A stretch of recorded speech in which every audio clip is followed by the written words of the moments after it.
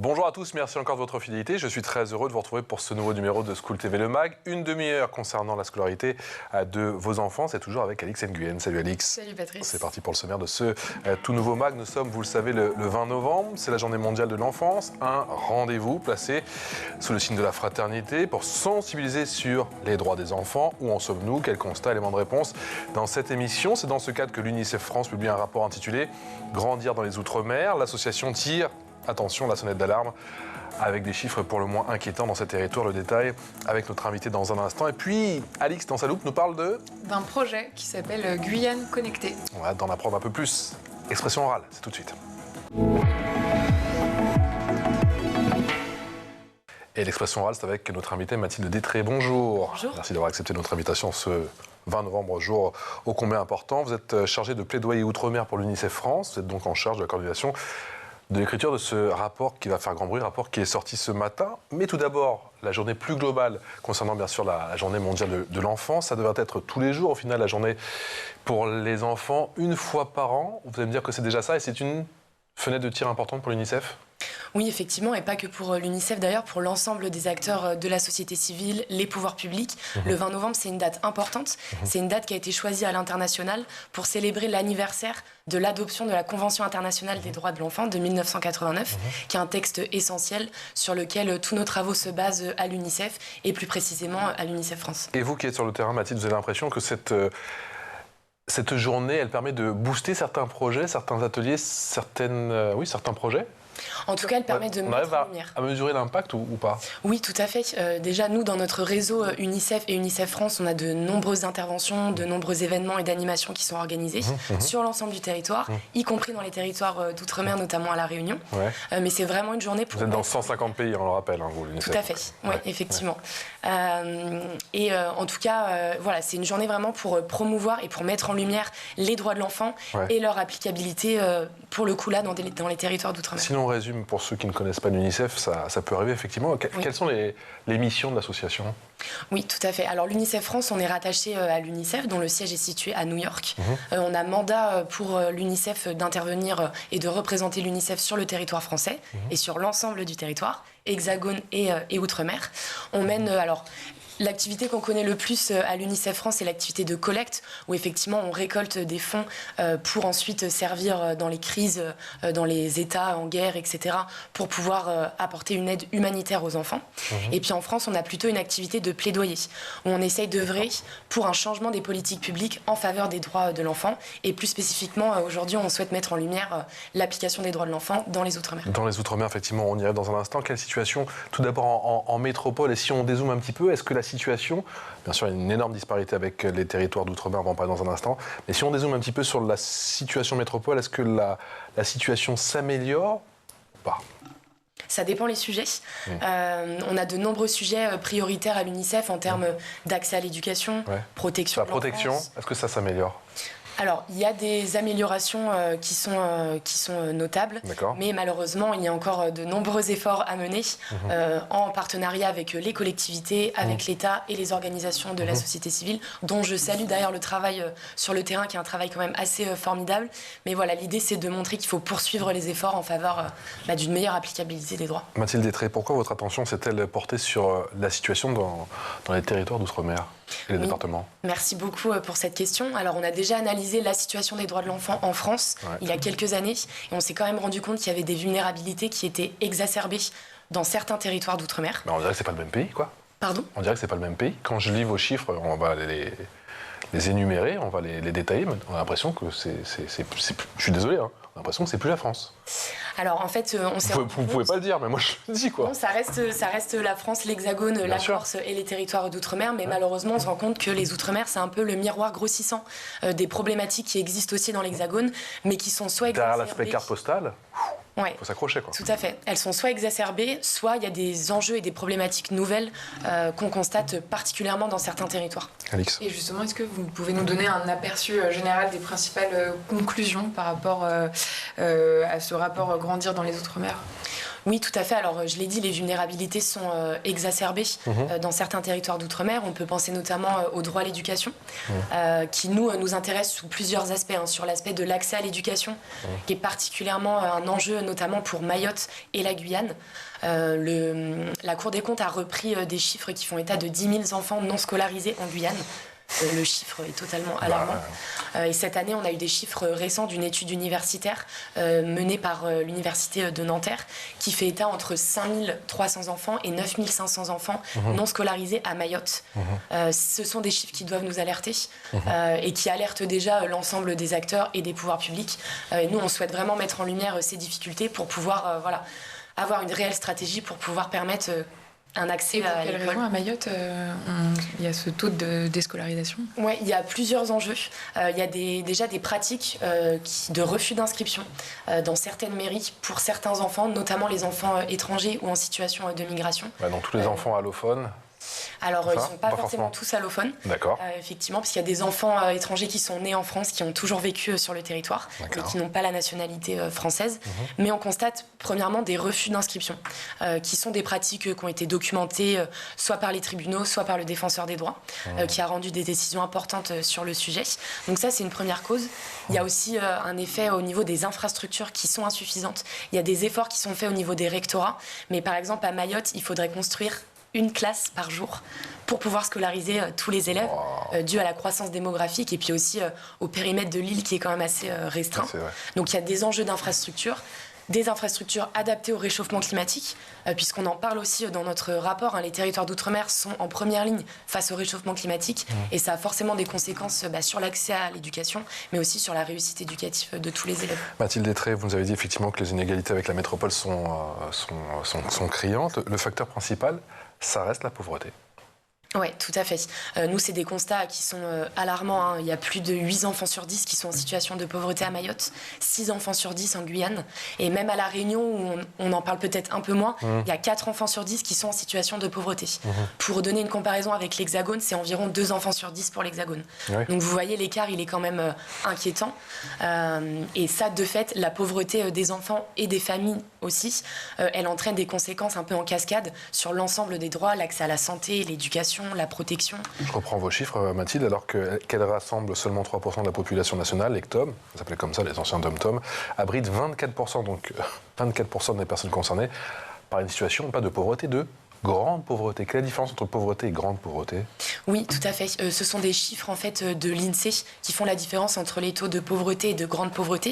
Les taux de grande pauvreté, ils comprennent pas forcément que la pauvreté monétaire, mais aussi la pauvreté multidimensionnelle. Donc le mal logement, Exactement. On parle d'enfants mal logés, d'enfants sans domicile, ce sont des constats aussi qui sont alarmants dans certains territoires, Guyane, Mayotte, mais aussi à La Réunion et aussi dans les Antilles, dans une moindre mesure, mais c'est quand même des problématiques. Donc voilà, c'est vraiment la pauvreté multidimensionnelle sous tous les aspects qui nous intéressent, en tout cas à l'UNICEF France. Comment vous avez mené justement votre enquête? Comment vous avez bâti votre rapport? Vous avez commencé en janvier dernier, vous avez commencé par Mayotte?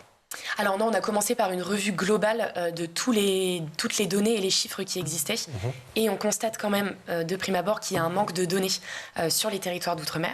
Dans les statistiques... Comment ça s'explique, ça, Mathilde, s'il vous plaît? Certains territoires ne sont pas pris en compte dans les statistiques, notamment sur le dénombrement de la population. Pourquoi? Parce que trop isolé? Alors, il y a l'éloignement géographique qui joue, mais il y a aussi des effets. C'est qu'à Mayotte ou en Guyane, on ne peut pas connaître précisément... le nombre de personnes qui habitent dans ces territoires. Donc c'est compliqué ensuite de mener des politiques publiques adaptées. À partir du moment où tu n'as pas le recensement, c'est ça? C'est dur d'adapter tes politiques publiques parce que... Exactement. Tout à fait. Donc on a déjà un manque de données, ça a été compliqué. On a mené des entretiens avec les pouvoirs publics à l'échelle nationale et à l'échelle locale. On s'est déplacé pour rencontrer tous les acteurs associatifs, notamment en Guyane. On a déjà une présence UNICEF France par un collègue qui est déjà sur place, mais également à Mayotte et à La Réunion. Donc on a mené un travail d'entretien assez poussé avec les acteurs. Et voilà, c'est le résultat aussi de notre analyse à travers le prisme des droits de l'enfant qu'on publie en ce 20 novembre. Franchement, quand on lit votre rapport, effectivement, il est sorti ce matin, ça donne froid dans le dos. Le taux de mortalité infantile est bien plus supérieur dans les territoires d'outre-mer qu'en métropole, jusqu'à 8,9%, presque 9%. À Mayotte, pardon 8 pour 1000. 8 pour 1000, pardon, contre 3,8 pour 1000 dans l'Hexagone. Oui, tout à fait. Là aussi, tu te dis, qu'est-ce qui se passe, quoi? Oui, tout à fait. Ça, c'est des enjeux d'accès à la santé, à la qualité de la santé qui est un grand enjeu, mais aussi l'accès lié au transport. Quand on habite en Guyane, dans les communes de l'intérieur, c'est très compliqué d'avoir accès aux soins pour les enfants, mais également pour les familles. On parle aussi des soins en santé mentale. Au-delà du panorama global de l'accès aux soins des enfants, que ce soit sur le taux de mortalité, mais également sur le taux de vaccination qui est quand même relativement plus bas. Plus d'un tiers des jeunes Mahorais et Guyanais déclarent souffrir de troubles psychiques ou psychiatriques, contre 20%, vous nous dites, dans l'Hexagone. Oui, tout à fait. Les enjeux de santé mentale sont particulièrement prégnants. À Mayotte, il n'y a qu'une seule pédopsychiatre pour l'ensemble du territoire, sachant que plus de la moitié de la population a moins de 18 ans.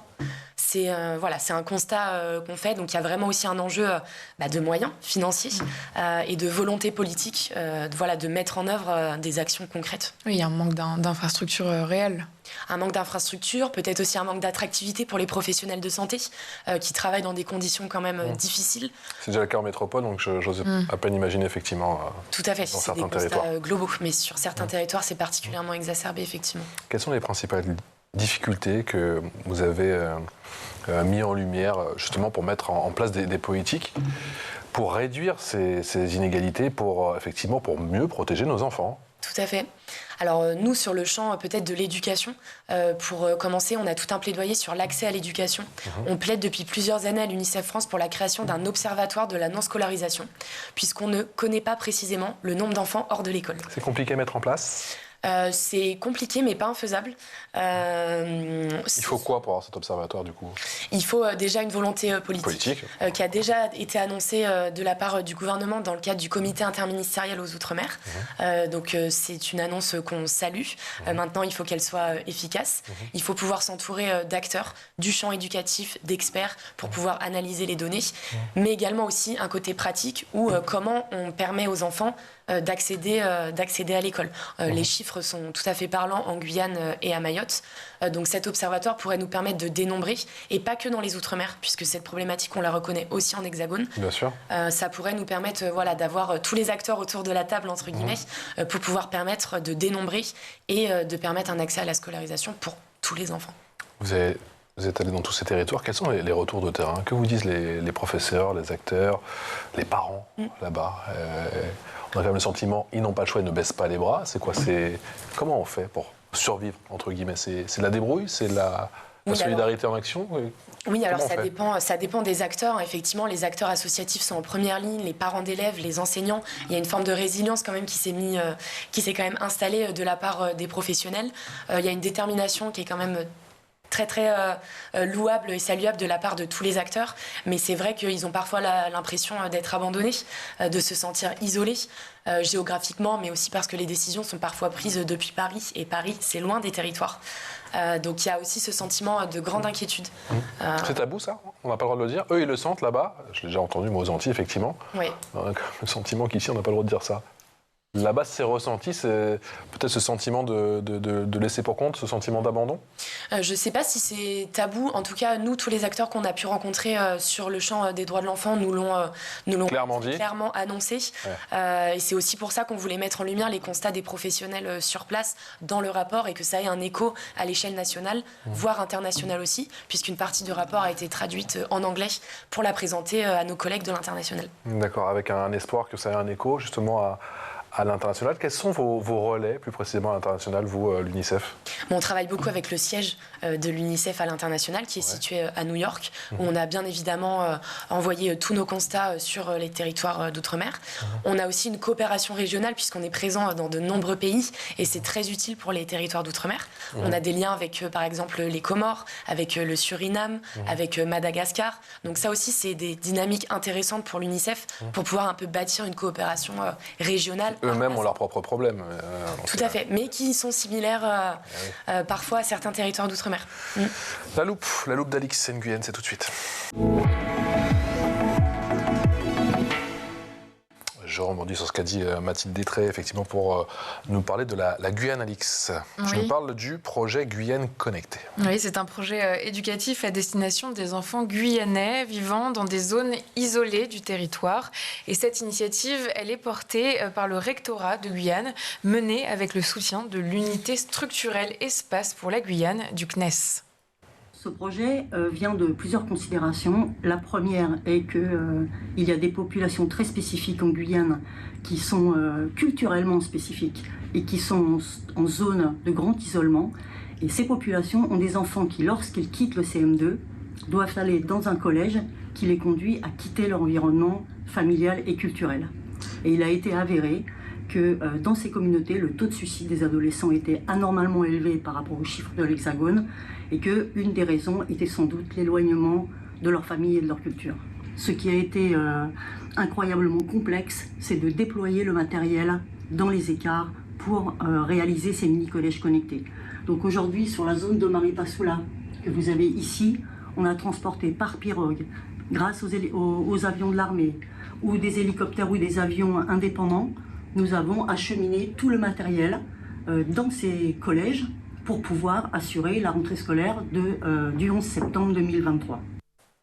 Et l'expérimentation Guyane Connectée, combler les écarts, a donc démarré en septembre dernier avec une classe de 6e à Maripasoula, dans la région du Haut-Maroni. L'idée est de proposer un enseignement à distance et simultané grâce à la technologie des télécommunications par satellite. Et cette technologie, c'est la start-up marseillaise Calizé qui la propose.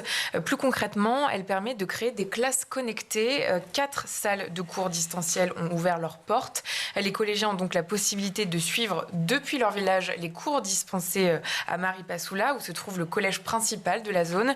Les élèves suivent le même cours dans la même classe, mais dans des lieux différents. Ils peuvent échanger en temps réel avec les différents enseignants et l'ensemble des groupes qui constituent les classes.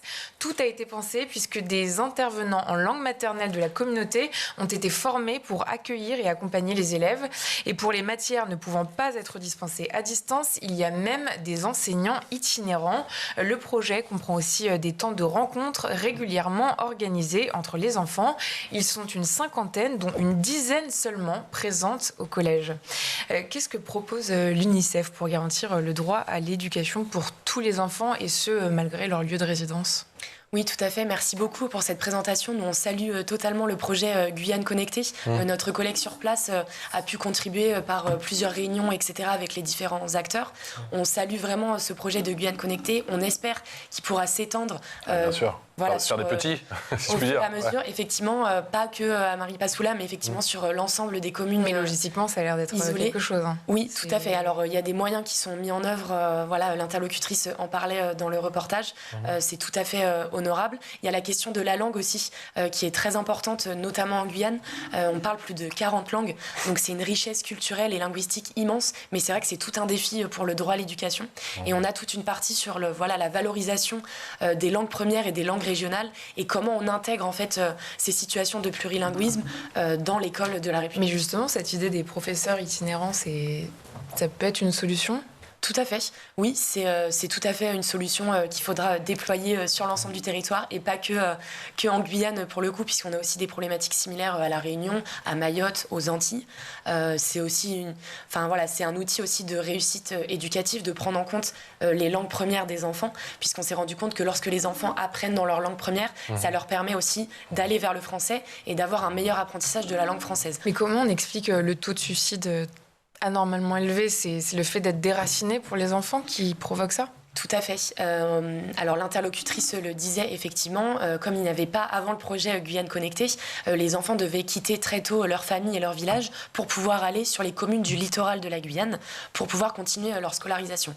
Et effectivement, quand un enfant arrive est déraciné de son village et arrive sur le littoral avec un mode de vie totalement différent, il y a quand même un choc psychologique, et la plupart d'entre eux sont hébergés dans des familles dites hébergeantes. C'est un dispositif qui n'existe qu'en Guyane, qui est un dispositif de la collectivité territoriale de Guyane. Comment ça fonctionne ? Ce sont les enfants du coup des communes de l'intérieur qui sont hébergés dans des familles hébergeantes, qui sont rémunérés pour ce faire et pour leur permettre de continuer leur scolarité. Cependant, quand on a discuté avec les acteurs sur place, on s'est rendu compte quand même qu'il y avait certaines difficultés. Certaines familles hébergeantes ont un bon nombre d'enfants au sein même de leur domicile, jusqu'à 10 enfants. Wow. Voilà, on a eu aussi des enjeux liés à leur bien-être au sein même des familles, à la différence qui sont faites entre les enfants des familles et les enfants hébergés. Tout ça, ce sont des raisons qui peuvent expliquer les taux de suicide très élevés et très alarmants en Guyane. Pour toutes ces problématiques, effectivement, j'ai quand même le sentiment qu'il faut injecter une bonne dose d'humain, c'est important. Pour ce qui est de la partie numérique, on parlait de classe connectée tout à l'heure, quel rôle peut jouer le numérique justement dans ces territoires où les disparités sont énormes et les distances aussi, on a quand même le sentiment que... On a vu tout à l'heure les voyages en pirogue pour effectivement acheminer tout ça, mais quel rôle peut jouer le numérique sur ces territoires ? L'exemple de Guyane Connectée est un exemple quand même assez important. Ça permet quand même aux enfants de ne pas faire les jours de pirogue pour pouvoir aller à l'école, permettre aussi aux enfants de rester dans leur famille grâce au projet Guyane Connectée. Le numérique a une place quand même assez importante. Ça demande des moyens conséquents. Il y a un point d'arrivée aussi de réseau là-bas. C'est totalement. Il y a tout aussi un dispositif. Effectivement, il y a aussi ces enjeux-là, mais on voit que c'est possible avec le projet Guyane Connectée. Donc on est très confiant sur le déploiement de ce projet et on espère que ça va grandir dans les années à venir. Est-ce que vous êtes encore inquiète aujourd'hui, après avoir établi ce rapport concernant les violences sexuelles dans les territoires d'outre-mer ? On a quand même l'impression que les chiffres, je ne vais pas dire qu'ils sont sous-estimés, mais qu'il y a quand même un véritable problème là-bas. Oui, alors pour le coup, les violences intrafamiliales, les violences sexuelles et plus globalement les violences faites sur les enfants, c'est une problématique qu'on constate dans l'Hexagone et dans les territoires d'outre-mer. Mais de fait de certaines vulnérabilités, notamment liées à la pauvreté, à la précarité. Elles sont exacerbées. Tout à fait, elles sont exacerbées dans les territoires d'outre-mer. Et puis il y a aussi, vous disiez, les chiffres sont bien évidemment sous-estimés. Il y a quand même un tabou qui existe, pour le coup aussi dans l'Hexagone, mais certains freins aussi culturels liés aussi à la proximité. Mayotte, c'est petit. La Réunion, ce sont des petits territoires, donc c'est parfois compliqué aussi de libérer la parole. Il y a des actions très concrètes de collectifs, notamment le collectif CID à Mayotte, qui mène un travail pour sensibiliser les acteurs, les enfants, les parents sur ce sujet-là. Mais oui, bien évidemment, ce sont des constats qui nous inquiètent, d'autant plus que les informations préoccupantes ne font pas toujours l'objet de retours de la part des cellules de crise qui sont en charge de mettre à l'abri ces enfants en danger. Et même sur ce dossier-là, effectivement, sur le fait de libérer la parole, vous avez le sentiment que ça vient tout doucement avec toutes les actions qui sont menées en ce moment. Il y a un léger mieux, si je puis dire, ou ça reste encore très compliqué ? Je dirais que ça dépend des territoires. Encore une fois, on ne fait pas de généralité. C'est vrai que derrière Outre-mer, il y a quand même des réalités tout à fait différentes. La parole se libère grâce au travail des acteurs associatifs sur place. Qu'il s'agit de poursuivre, d'alimenter aussi. Et puis il y a une question aussi de financement des associations qui dépendent aussi des financements. Des pouvoirs publics, bien sûr. Des pouvoirs publics, mais aussi des financements privés. Donc il y a aussi cet enjeu de pérenniser ces actions-là. Alors justement. Tout à fait. Je rappelle vos missions à l'UNICEF France, sensibiliser le public français, notamment les plus jeunes, aux droits et aux conditions de vie des enfants dans le monde, veiller à l'application de la Convention, bien sûr, relative aux droits de l'enfant en France, et puis contribuer par la collecte de fonds à l'accroissement des ressources de l'UNICEF. Ça, c'est une partie qui reste délicate, justement, pour collecter des fonds, pour sensibiliser le plus grand nombre sur ce qui fait pourtant consensus. Tout à fait. Alors peut-être pour préciser, l'UNICEF France, effectivement, on a un gros travail de collecte, mais l'argent qu'on collecte, il est envoyé au siège à New York, qui le redistribue. D'accord. En fonction des urgences, des crises. Donc centralisé là-bas et... Voilà, d'accord. là où les enfants sont les plus vulnérables. À l'UNICEF France, on est un comité national, et donc la collecte va surtout à l'international. C'est-à-dire que pour le moment, la collecte qu'on mène ne peut pas aller directement dans l'Hexagone ou dans les territoires d'outre-mer. On doit mener d'autres actions pour améliorer l'effectivité des droits de l'enfant. Ça passe par le plaidoyer, bien évidemment, avec l'ensemble des acteurs pour pouvoir mettre en lumière cette situation notamment. Vous venez de l'écrire, vous croyez à la puissance du plaidoyer ? C'est un outil pour vous, un levier puissant ? C'est un levier puissant, oui, tout à fait. On a un certain nombre de résultats. On est 15 dans l'équipe plaidoyer à l'UNICEF France. On a des experts sur plusieurs thématiques qui sont détaillées dans le rapport. Et on a des contacts très concrets avec l'ensemble des pouvoirs publics. Qui sont aussi tout à fait au fait des constats que l'on mène dans le rapport Grandir dans les Outre-mer. Ils sont tout à fait... au fait, ils sont preneurs de données et qu'on travaille en fait de concert. Donc on est plutôt optimiste sur nos actions de plaidoyer à mener. Le rapport, c'est vraiment une première étape. c'est une photographie de l'existant et on espère pouvoir mener à terme un travail de plaidoyer avec l'ensemble des acteurs et des pouvoirs publics. L'urgence sur plusieurs axes, on en a parlé effectivement avec Mathilde Détré, l'extrême pauvreté, pas la pauvreté mais l'extrême pauvreté, effectivement vous nous l'avez réexpliqué, vous nous l'avez détaillé, le mal logement, la mortalité infantile et l'accès à l'eau. On a quand même l'impression que sur tous ces dossiers ça reste quand même très compliqué, qu'on ne pourra rien faire, vous l'avez dit, sans une véritable volonté politique.